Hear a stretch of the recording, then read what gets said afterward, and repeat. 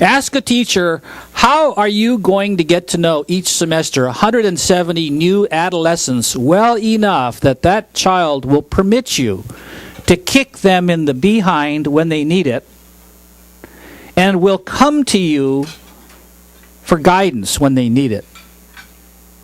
And any teacher will tell you that will not happen. And in Boston, the total student load is 140, in Los Angeles, 225, and in Clark County, Nevada, where they encourage teachers to sell back their preparation period and teach an additional class, it's 260. Now, if you should be lucky enough to send your child to one of the elite private schools of this country, what do you suppose their total student load is? 60 to 65. Now, in a sense, that's the entire difference between a public and a private education. It's the total student load. In New York City, the decentralization began 2 years after Mayor Bloomberg and Chancellor Klein took office. 2 years of study and preparation, which you will see was extensive, which culminated in the beginning of implementation in 2004, in September, by giving full autonomy to the principals of 29 schools, increasing that in 2005 to 48 schools in total, scaling it up in 2006 to 320 schools, and then in 2007 going district-wide to all 1,467 schools. I've been following for 5 years now the first two cohorts of those schools, the ones launched in 2004 and 2005.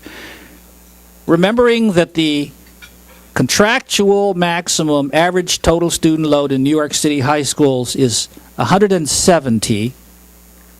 The actual average, including magnet schools, special ed schools, alternative schools, all of which have very low total loads, the average of all schools is about 111.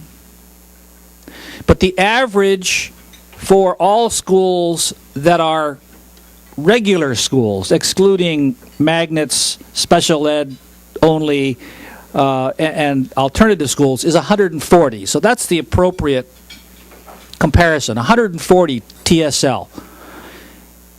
In these first two groups of autonomous schools in New York City, after 5 years, the average total load is 87. Now, some of them are new. Some of them have new principals, have changed course, so their TSLs are still up to around 90 or 100. And that means others of them are down around 64, 65, and 66 students per teacher. And I want to say to you that my conclusion, after spending the last 9 years with my research team visiting some 700 schools across this country, is that in the end, it's still Mark Hopkins on one end of a log and a student on the other.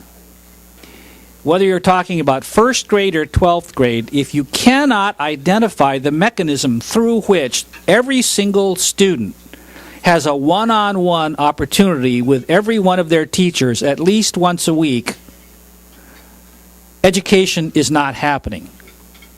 That's the only way it ultimately happens.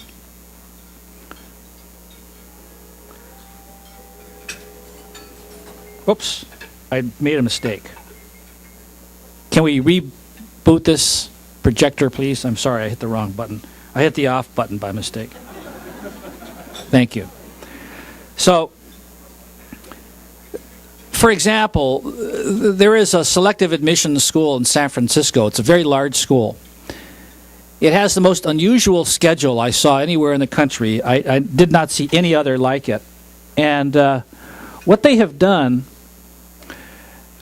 is to create a schedule based on 20-minute long modules. Now, no class is as short as 20 minutes, but that's the planning module.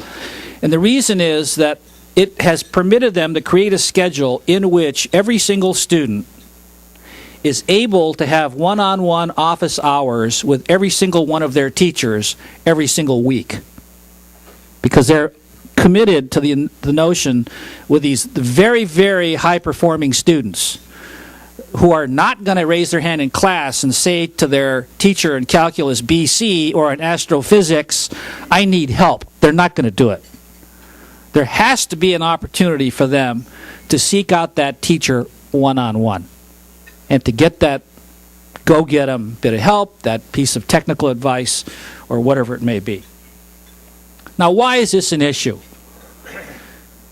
My field is the study of the structure of very large organizations, typically companies. I've studied computer companies, semiconductor manufacturing companies, semiconductor equipment companies, automobile companies, that sort of thing. And what we know about the study of the organization of very large companies and also of government agencies is that centralization is a bigger problem the bigger the organization is.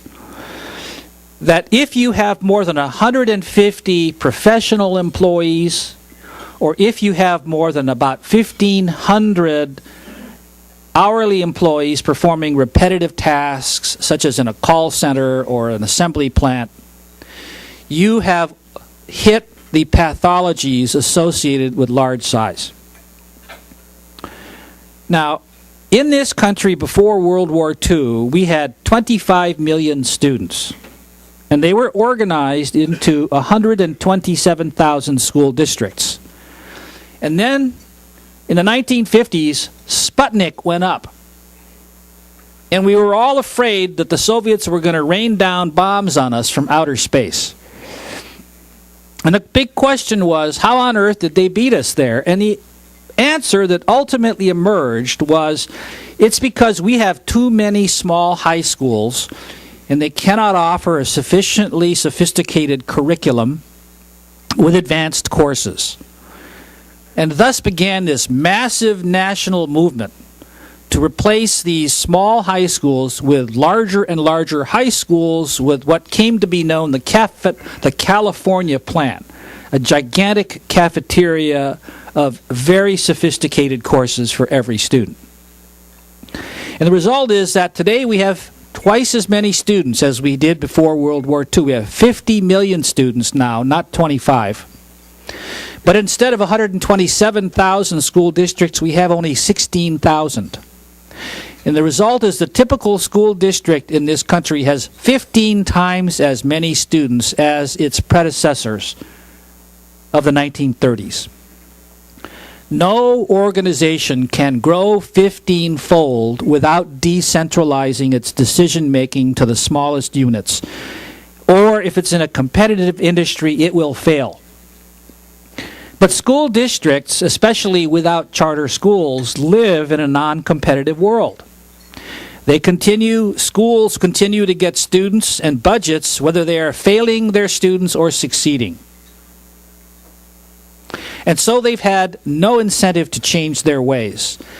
And the result is the organizational structure of these 16,000 school districts has not budged 1 inch in the last 70 or 100 years.